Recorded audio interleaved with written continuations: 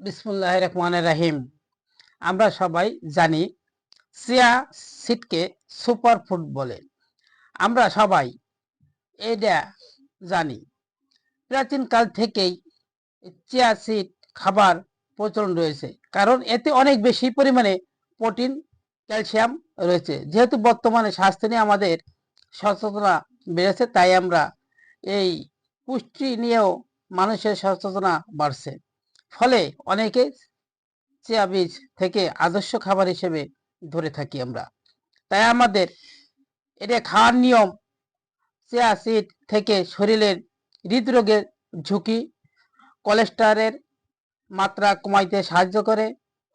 Chia seed রক্তে blood sugar মাত্রা স্বাভাবিক রাখে, ডায়াবেটিসের ঝুঁকি কমিয়ে দেয়।